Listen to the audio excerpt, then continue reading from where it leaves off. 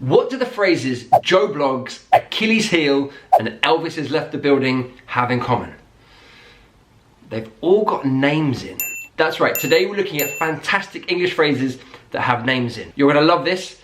Let's get started.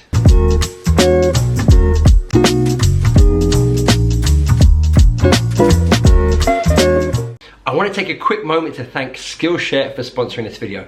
They have an amazing offer for you guys that I'm going to tell you more about later in the video. Number one, I love this one, Billy No Mates. Billy No Mates. This is British informal English and it means someone that has no friends. Someone that has no friends.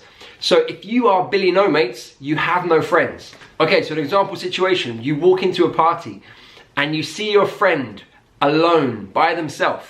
And you could say, oh, there he is, Billy No Mates. Like he's standing there by himself, no friends, Billy No Mates. We use it humorously and teasingly as well. Now, as we go through this video, I want you to think about what is it in your language? Do you have the same phrase in your language? Now, also, at the end of this video, I'm gonna have a little test, okay? So, try and remember, you're gonna be tested later on.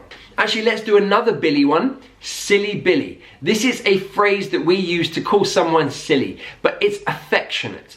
It's a little bit childlike and it's quite humorous. So maybe I'm going for a walk to the park with my niece and nephew and we're gonna go play football, and then I realized that I left the football back at home, in the house. I could say, oh, I'm such a silly Billy, I left the ball in the house. Okay, so I could call myself a silly Billy. So as I say, it's kind of childlike, it's kind of affectionate, it's quite sweet, quite innocent, not rude really in any way. It's just a good way to call someone silly. Here's a nice American one, no way Jose. No way Jose. No way Jose. And this means absolutely not. No, definitely not. I'm not entirely sure of the exact origins. Why is it Jose? I don't know. But it's the phrase we use, so no way Jose. Now, do you have a similar phrase in your language? Is it no way and then another name? No way Charlie or something, I don't know. So for example, my sister might ask me to babysit and I'm like, no way Jose. Like, no, not again. Those crazy kids. The next one is a really British phrase, Rosie Lee. Now this means a cup of tea. It's Cockney rhyming slang. So someone might say to you, do you want a Rosie? Or do you want a Rosie Lee? And that means, do you want a cup of tea? Now you probably won't hear that too much when you're in and around Britain, but occasionally, maybe if you're in London, someone might say, oh, do you want I fancy a Rosie Lee, do you want one? Then you'll know what they're talking about. Ah, this is a really nice one, Achilles heel. Achilles heel. Achilles, of course, is from Greek mythology. He was dipped in the river Styx by his mother, and he was held by his tendon in his ankle, or just by his ankle, and this of course is called the Achilles heel.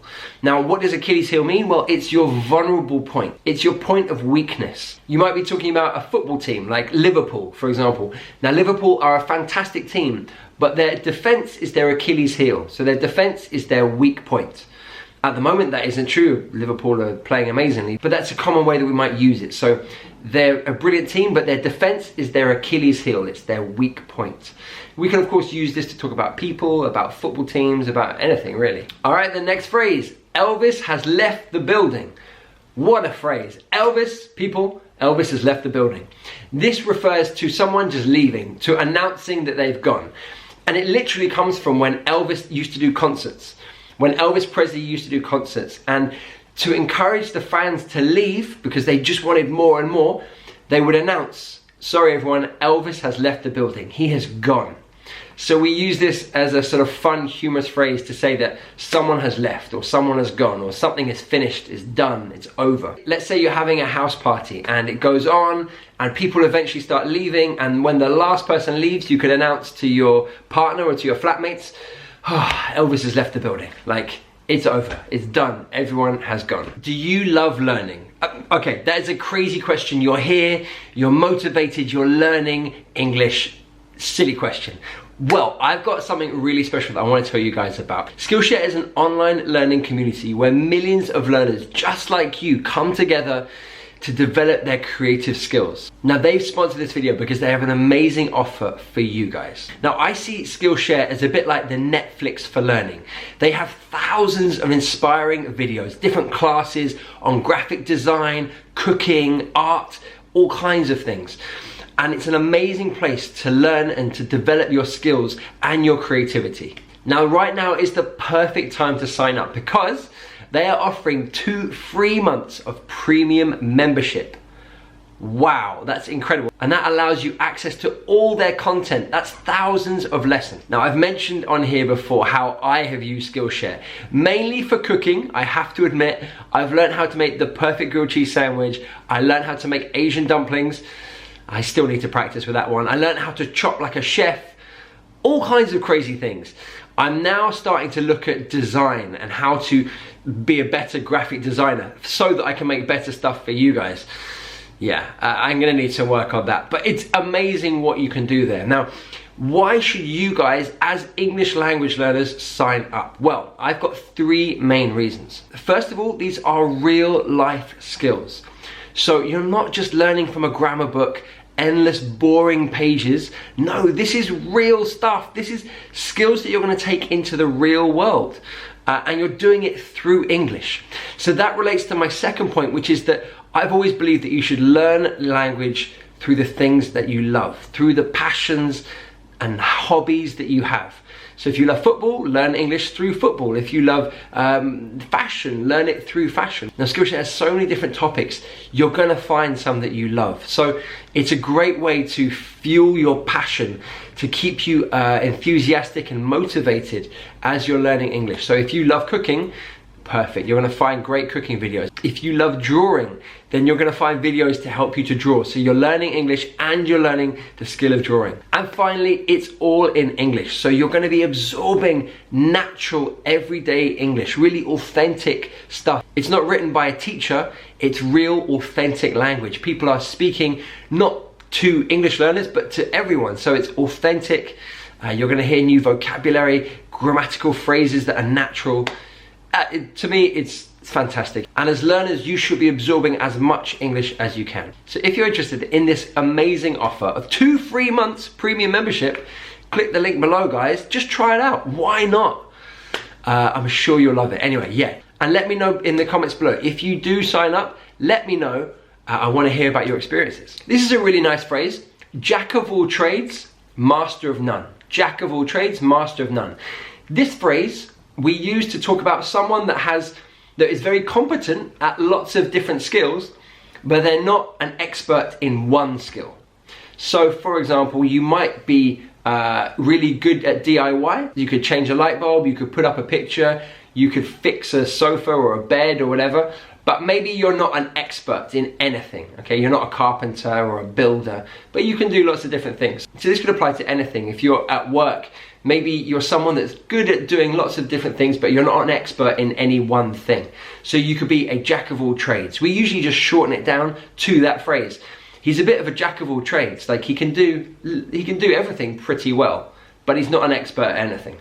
Jack of all trades. Okay, let's get into this one. Joe Blogs. Joe Blogs just means the average person in Britain. So an example sentence would be, not every Joe Blogs can afford an iPhone 11. Not every Joe Blogs can afford an iPhone 11. So not every average person in Britain can afford an iPhone 11. They're quite expensive. So not everyone can afford one, not the average person. Now, what would that phrase be in your language? An example that I researched was in France, where they say, Monsieur tout le monde, Monsieur tout le monde, which means, I think, Mr. All the World. Like, yeah, the every person, if you will. So in Britain we say Joe Blogs, in France they say Monsieur tout le monde, and I think in Russia they say Vasya Pupkin. Vasya Pupkin. And I think in Spain it's Juan Perez maybe. But please, tell me in the comments below, what is the phrase or the name that you use to describe the average person in your country? Let me know in the comments below. Developing this, to talk about the ordinary people in a country, we would say Tom, Dick and Harry. Tom, Dick and Harry. These are just really common names in Britain. Tom is my name. So for example, not every Tom, Dick and Harry goes to university. Not every Tom, Dick and Harry goes to university. So not the average person or the ordinary person goes to university. Okay, let's go with Gordon Bennett. Gordon Bennett, could this be more British, this phrase? It's a way to show surprise or annoyance with something. Now, the origins of this word are confused. I've read reports that it comes from different people in history. One was a kind of bit of a playboy in the 1800s, and he used to go around doing wild and crazy things, and it was in the newspaper. Gordon Bennett does something terrible, and so people took the phrase from there, but I'm not entirely sure if that's true. Anyway, we use it to show annoyance. So maybe you're driving on the motorway and suddenly a car cuts you up. You might go, Gordon Bennett, he nearly hit me. So yeah, it's a very British phrase to show annoyance or surprise in this situation. Other ways that you might say it, like blimey or crikey, something like that. Those are also very British phrases. Okay, and the last one, keeping up with the Joneses. Keeping up with the Joneses. This is a phrase that we use to talk about the idea of wanting the same material things as the people around you, your neighbors or your friends. For example, if your neighbor gets a new car, if you are keeping up with the Joneses, you want a new car as well.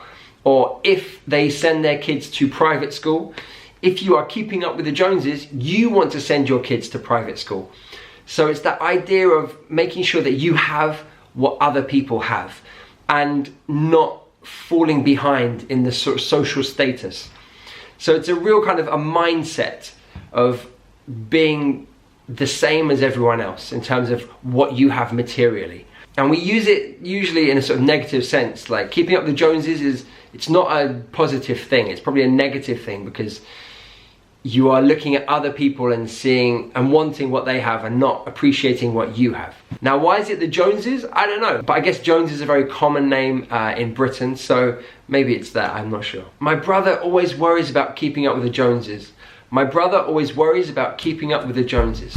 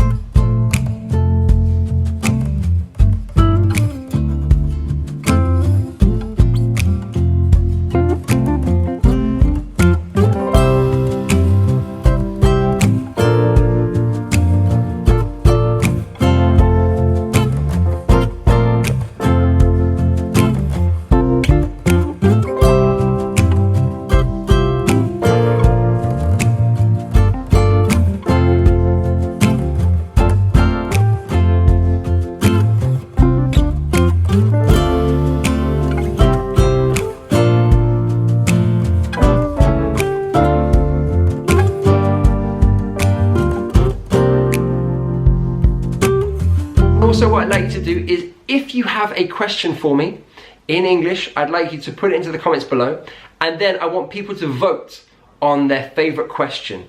And the one that gets the most votes, I will answer in a future video, okay? So leave your question in the comments below. All right, guys, thank you so much for watching. This is Tom, the Chief Dreamer, saying goodbye.